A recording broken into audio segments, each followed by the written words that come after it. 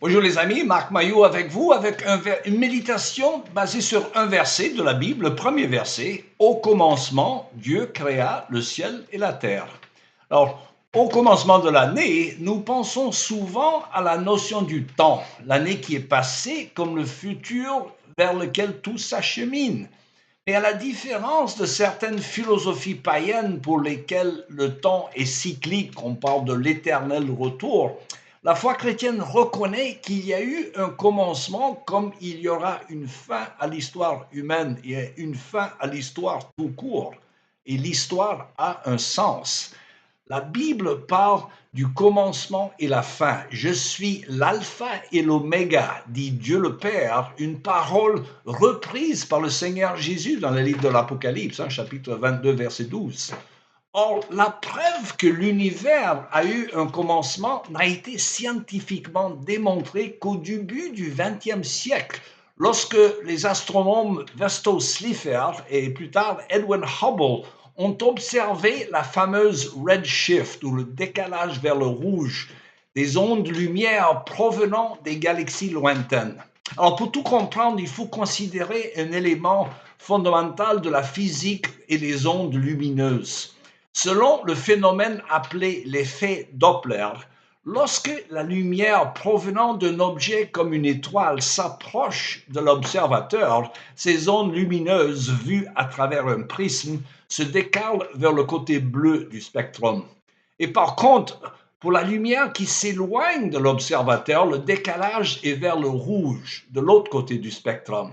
Or, en 1915, M. Slipher, en observant avec un grand télescope la lumière des galaxies lointaines, a découvert que toutes les galaxies qu'il a examinées s'éloignaient les unes des autres comme elles s'éloignaient aussi de l'observateur. Alors, pour la visualiser, pensez à l'univers comme un gâteau au raisin, où les raisins représentent des galaxies et la pâte, l'espace. Alors, comme les raisins s'éloignent des uns des autres dans la pâte qui s'étend sous l'effet de la levure, de même, les étoiles et les galaxies s'éloignent les unes des autres. Or, les implications de cette découverte étaient cosmiques, car elles démontrent de façon empirique l'expansion de l'univers à partir d'un point condensé. L'univers n'est donc pas éternel, mais il a eu un commencement, comme la Bible dit.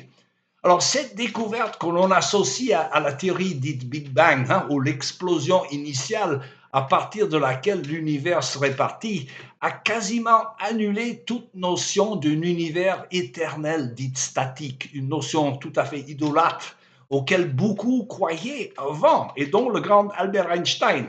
Alors, tellement étaient énormes les conséquences de cette découverte qu'Einstein est venu de l'Allemagne pour se rendre en Californie en janvier 1931 pour vérifier lui-même. Alors, une photo célèbre que voici montre Einstein en train de regarder par le télescope de Mont Wilson avec Hubble, debout derrière lui, impassible en fumant sa pipe. L'homme à la casquette, c'est l'astronome américain Walter Adams. Alors, les chrétiens n'étaient pas étonnés par cette découverte qui correspond tout à fait avec un modèle cosmologique biblique.